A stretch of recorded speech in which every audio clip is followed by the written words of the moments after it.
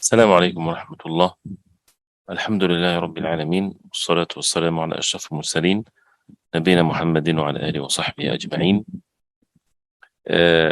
After the mention of the hadith of As-Sadiq al-Masduq and the qadr of Allah subhanahu wa ta'ala, and the same way that the people of As-Sunnah believe in all of the matters of the unseen, and one of which is the hadith of seeing Allah subhanahu wa ta'ala. And this is what we last stopped by. He said, rahimahullah, وَأَلَّا يُخَاصِمَ أَحَدًا وَلَا يُنَاظِرَهُ ولا يتعلم الجدال فإن الكلام في القدر والرؤية والقرآن وغيرها من السنن مكروه ومنهي عنه، ولا يكون صاحبه وإن أصاب بكلامه السنة من أهل السنة حتى يدع الجدال ويسلم ويؤمن بالأثر. What does this statement means? It means that after believing in what has been mentioned before and the qadr of Allah subhanahu wa ta'ala and so on, أَلَّا يُخَاصِمَ أَحَدًا, that you don't become in a dispute with anyone, وَلَا يُنَاظِرَهُ, and you don't debate with anyone with these matters.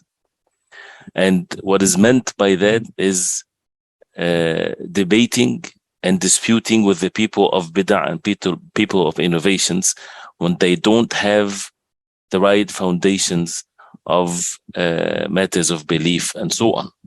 Because these matters are to be known by the text, by the wahy, by the Quran and the Sunnah of the Prophet sallallahu alaihi wasallam. So if someone disputes or want to debate, if they debate based on their own desires or the principles that they made up, where are you going to go with their debate?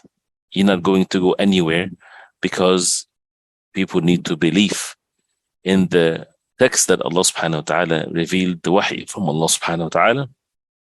We mentioned that before, because if you express to them, this is what Allah subhanahu wa ta'ala said, this is what the Messenger of Allah sallallahu alayhi wasallam said, and this is how the ulama of the ummah, because this is not just any person that is taking these evidences.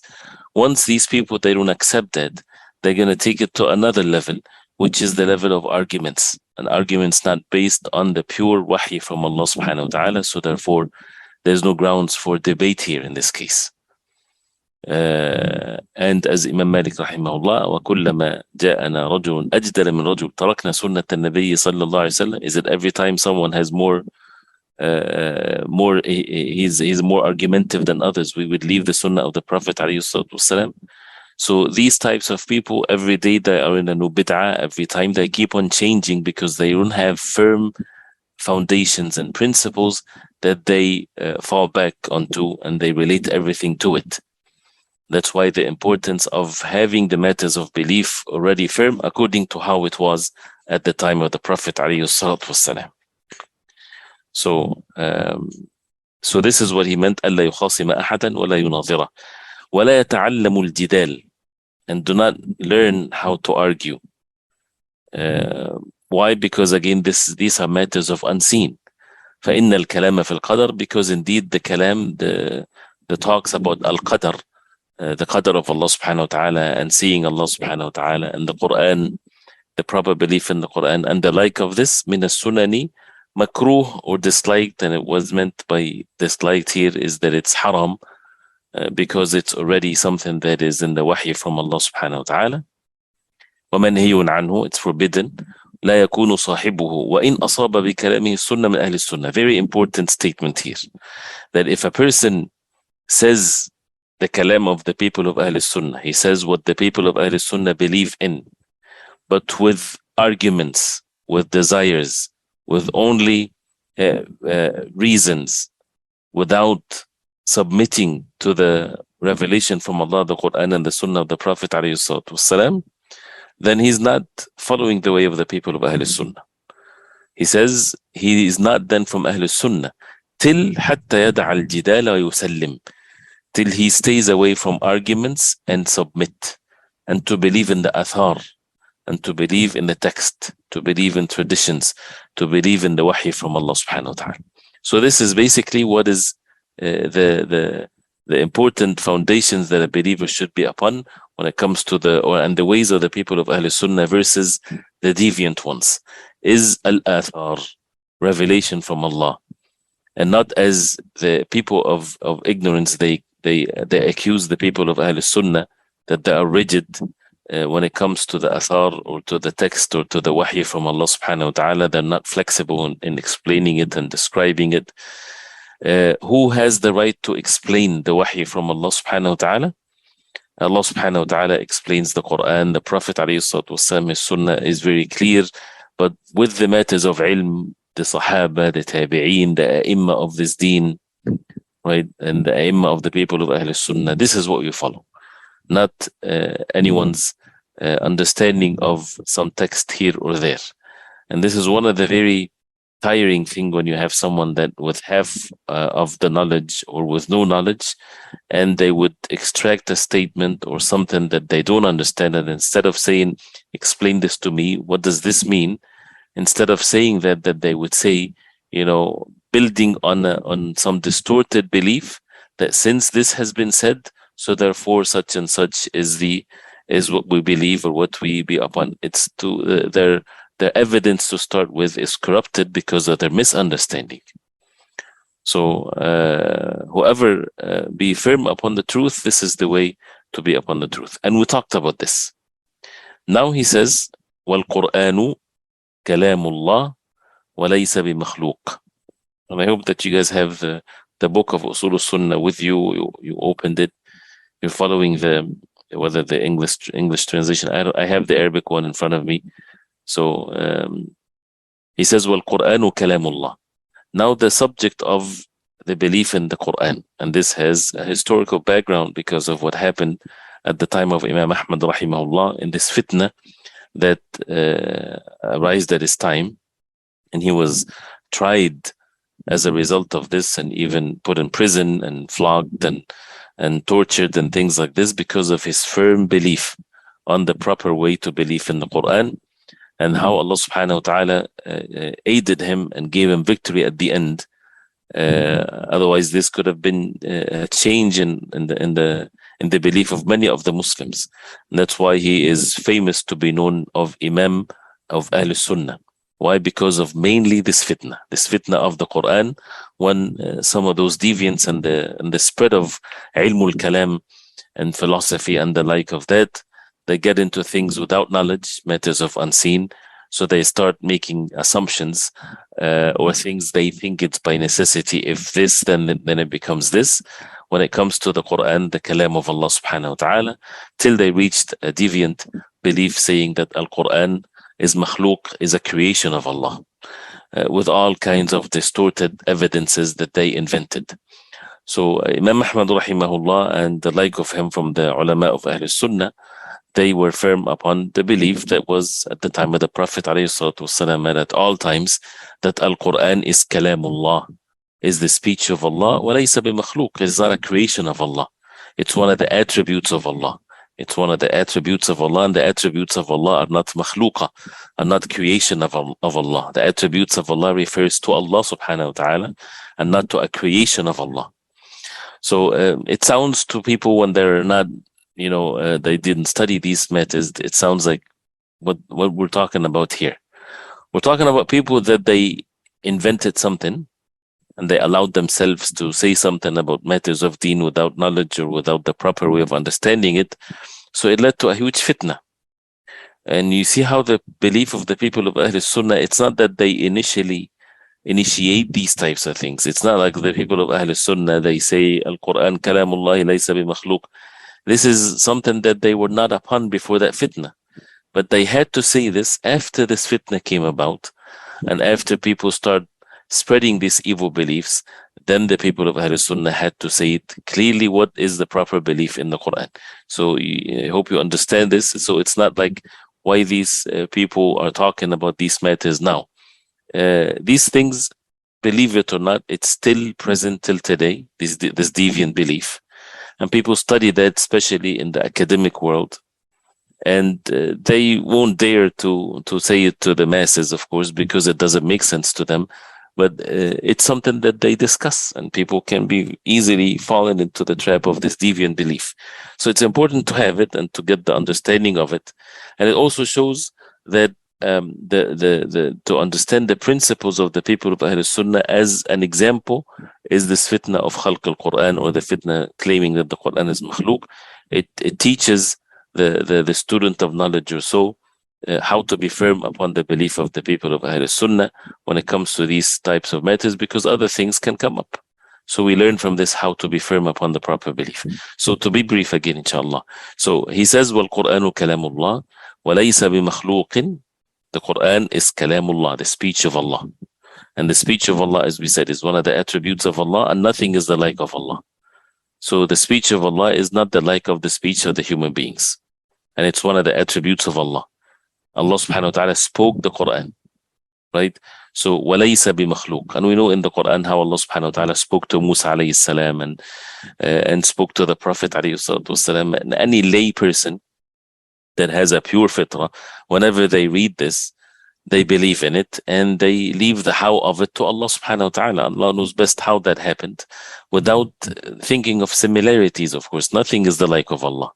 So, Al-Quran kalamullah, again, walaysa bimakhluq, and not makhluk, and not a creation of Allah. ولا يضعف أن يقول ليس بمخلوق. ولا يضعف أن يقول, that means a person from Ahl Sunnah, he should not be weak by saying ليس بمخلوق, it is not makhluk. That means be openly saying this. Do not compromise your religion.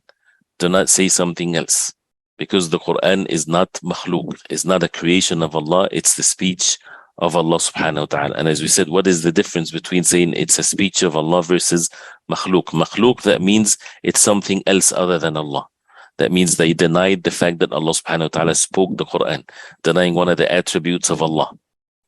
So the Quran becomes like the earth, like a tree, like something else, right? And this is all deviant beliefs. And it's a very dangerous thing. So Quran, kalamullah, is the speech of Allah. Then he says, قال فإن كلام الله ليس ببائن منه وليس منه شيء مخلوق. Because indeed the kalam of Allah subhanahu wa ta'ala, the attribute of speaking, which is the speech of Allah, the kalam of Allah, which is one of the attributes of Allah, ليس ببائن منه. It is not detached or away from Allah subhanahu wa ta'ala. This is an attribute. If a person is speaking, this is an attribute of the speaking person, not something that is detached from him. Right? So Allah subhanahu wa ta'ala speaks بحرف وصوت, with letter and sound. You know, nothing is the like of Allah, and it's not detached from Allah subhanahu wa ta'ala. As again, it's kind of sometimes funny to hear these types of things, but this is what they would say. They would say as if it's like the Quran was something put on a tree, and Jibreel took it from there to the Prophet alayhi salatu wasalam. Why? Because they don't want to believe that Allah subhanahu wa ta'ala spoke the Quran to Jibreel alayhi salam. Right? So, and also like the Ash'ari and the Maturidis and the like of them, they also have a distorted belief, not like the Jahmiyyah in this, of course, but rather they would say that Al-Quran kalamullahi an-nafsi. The Quran is the speech of Allah that is nafsi, inward, because they don't want to say it clearly, which is of course a deviant belief, of course, right? But it, of course, it's to put it in the right perspective so that a person doesn't call them kuffar or anything. But where did they come up with this nafsi stuff? Nafsi is like oneself or one inwards, and like this, you know, introducing words that was not mentioned in the Quran or in the Sunnah of the Prophet sallallahu alaihi wasallam, or the Imam of the Deen, they didn't say that. So it's again, it's something that to be protected from. So فَإِنَّ كَلَامَ اللَّهِ لَيْسَ بِبَائِنٍ مِّنْهُ. The speech of Allah is not detached away from him. وَلَيْسَ مِنْهُ شَيْءٌ مَخْلُوق. And there is nothing of the kalam of Allah, of the speech of Allah, makhluk. Whether it's the Quran or the kalam of Allah, the speech of Allah, Allah subhanahu wa ta'ala always have that attribute before the Quran, after Quran, at all times. Nothing of it is makhluk. Allah subhanahu wa ta'ala says, وَكَلَّمَ اللَّهُ مُوسَى تَكْلِيمًا. Allah subhanahu wa ta'ala spoke to Musa alayhi salam. وَلَمَّا جَاءَ مُوسَى لِمِيقَاتِنَا وَكَلَّمَهُ رَبُّهُ. When Musa came to Allah subhanahu wa ta'ala at the appointed time, and Allah subhanahu wa ta'ala spoke to him. So لَيْسَ مِنْهُ شَيْءٌ مَخْلُوق. Nothing of it is a creation of Allah. It's one of the attributes of Allah. Then he says, وَإِيَّاكَ وَالْمُنَاظَرَةَ وَإِيَّاكَ وَمُنَاظَرَةَ مَنْ أَحْدَثَ فِيهِ. and be warned against debating with someone introduced this matter in it. Right? Stay away from debating with them. This is a matter of belief. Submit yourself. وَمَنْ قَالَ بِاللَّفْظِ وَغَيْرِهِ. And those who would say about a love, instead they would use some words that mean different things. When they say that a love is the words that are uttered, as like they say, for example, their recitation of the Quran is makhluqa, right? Stay away from these people. People would then get into the subject of when we recite the Quran, what the words that we recite, it's our words that we say, right? So is makhluqa or not, right? Stay away from this. To say there's no benefit of saying these things. We only say the Quran is kalamullah, right? And as one of the students of Imam Ahmad, Ibrahim al-Harbi, he said, I was sitting with Imam Ahmad when a man came to him and he said to him, Ya Aba Abdullah, inna عندنا قوما, we have people, يقولون إن ألفاظهم بالقرآن مخلوقة.